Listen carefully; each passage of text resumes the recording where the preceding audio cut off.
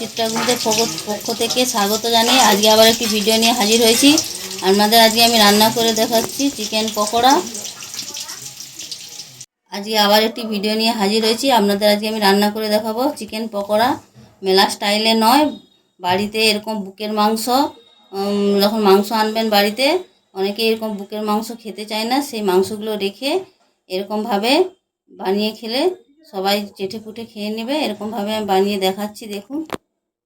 প্রথমে মাংসটাকে ছোট ছোট করে এরকম করে নিয়েছি। এবার এতে নুন হলুদ সব কিছু মাখিয়ে ম্যারিনেট করে রাখবো। লবণ, হলুদ, আদা বাটা, রসুন বাটা, লেবুর রস, পরিমাণ মতো লেবুর রস দিলাম, পরিমাণ মতো সোয়া সস। লেবু আছে তো সেই জন্য সোয়া সস কম করে দিলাম। এরকম করে সব কিছুকে ম্যারিনেট করে আধা ঘন্টা বা 1 ঘন্টা রেখে দেবো।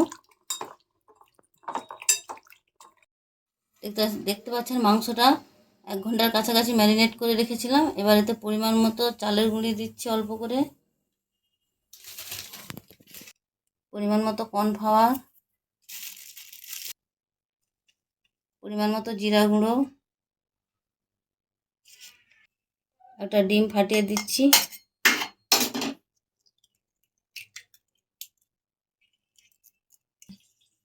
এবার এগুলোকে মেখে নেব।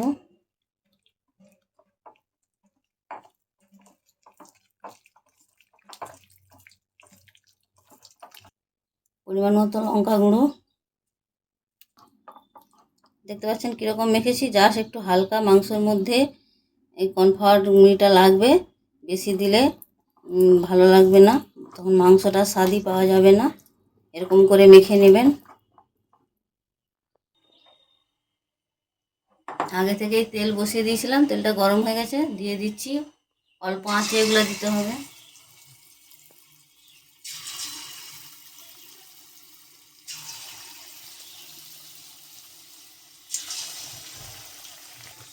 অল্প আঁচে এরকম করে এগুলোকে ভেজে নেব। দেখতে পাচ্ছেন পকোড়াগুলো উল্টে পাল্টে ভেজে নিয়েছি, লাল লাল হয়ে গেছে। এবার নামিয়ে নিচ্ছি।